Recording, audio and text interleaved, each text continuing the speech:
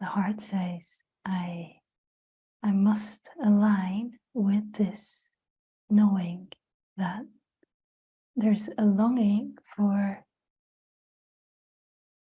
a communion with this divine, with this divinity, whether we call it Allah, God, consciousness, whatever label we give it, is actually not it.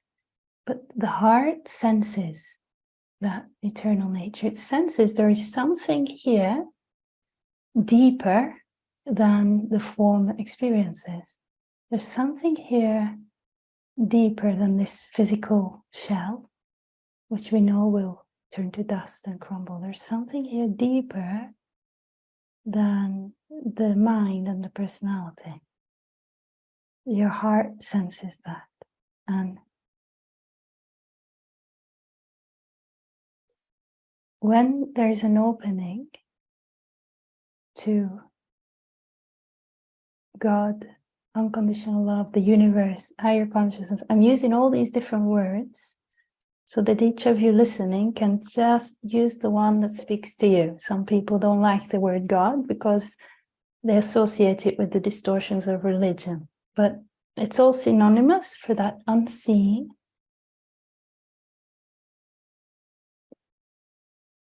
unnameable, divine creator, the one consciousness. So as I'm speaking, bear that in mind, and you all just insert the word that you prefer. So when we feel this awakening in the heart, a recognition, this is the truth. This is what I want to align my life with, no matter what. This intelligence is there with open arms, like an unconditionally loving mother and father, and it says, my child, let me embrace you. I will support you. I will hold you. I will keep you safe. I've got you. I've got your life. And it starts to move through our life.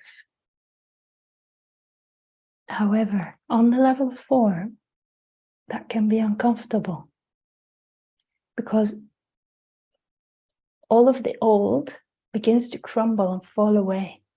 And it feels like everything's falling apart. And it feels like, how am I going to rebuild my life?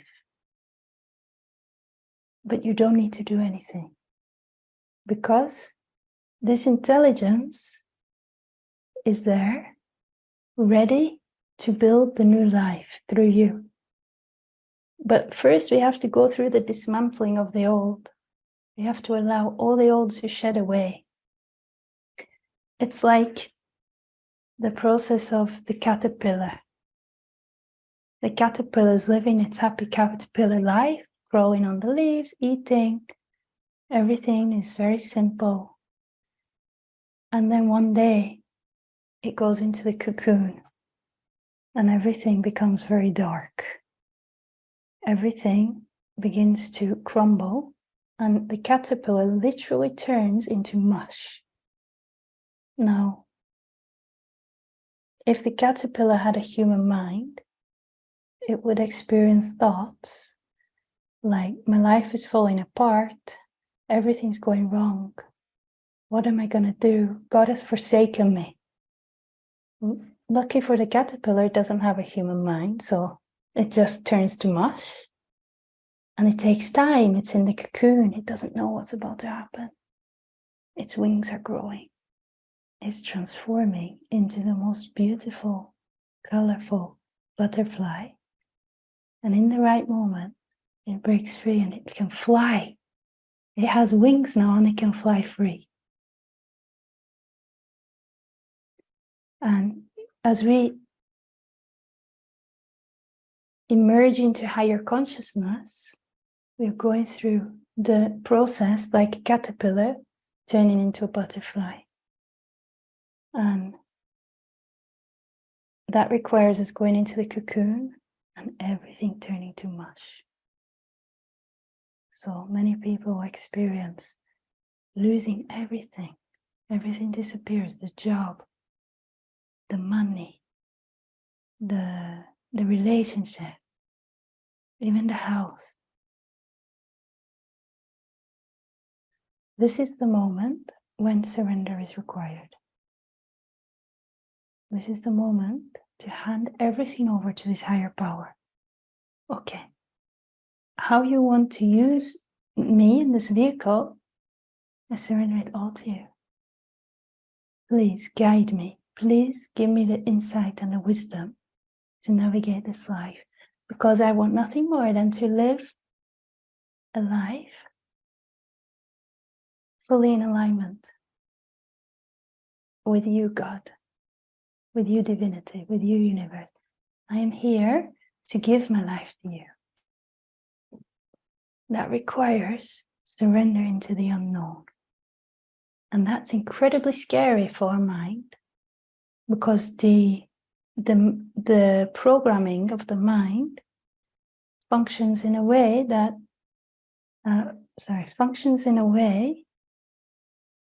it wants to control what's happening on the physical level. But the mind trying to control it is what prevents the opening for allowing the divine consciousness to flow through. So this is what surrender is giving up control. And that seems like a big thing. I have to give up my whole life, but actually life is only this moment. It only requires surrender in this moment now. And there's only ever this moment now. So it means all the attention is here in this moment now. And just have a look. If your attention is here in this moment now, without identifying with any story or thought, is there any problem here now? No. So this moment is okay. This moment is manageable. And this moment is always okay. So the mind wants to jump to the future. Yeah, but what about the next one? What about tomorrow? What if this happens? And the moment we go with it, it pulls us into suffering, because it feels anxiety and fear. And that disconnects us from the higher consciousness. But if when the thought comes, we see, oh, that's the mind trying to pull me into an imaginary future. I'm not interested, I'm staying here. And you keep your attention here, opening with a prayer in your heart. God, let me stay here with you. Let me give my life to you.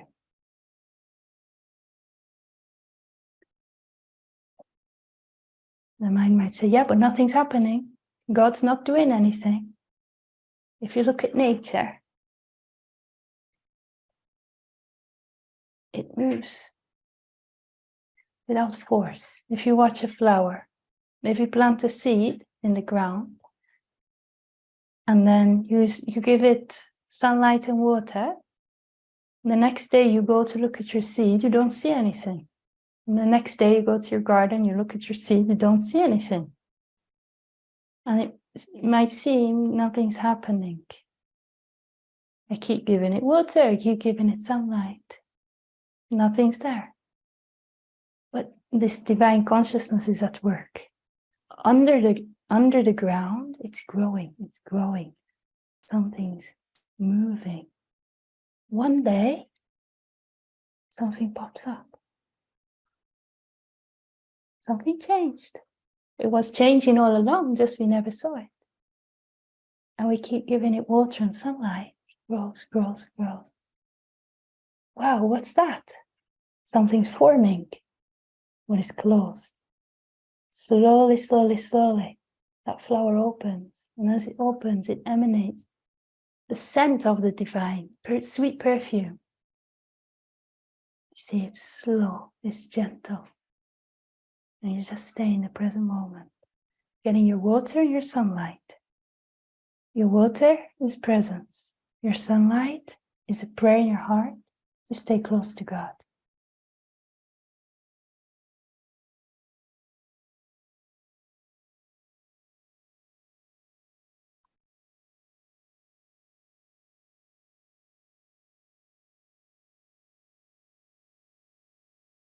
You're very blessed because you've been touched by grace that these teachings have come into your life. These are not my teachings. They don't belong to me.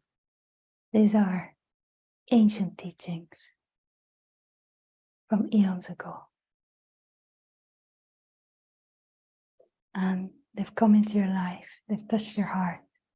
And there's an opening for your life for you to walk the path of truth, for you to walk in the grace of God, for you to open fully to unconditional love. It's the greatest gift one can receive in this life.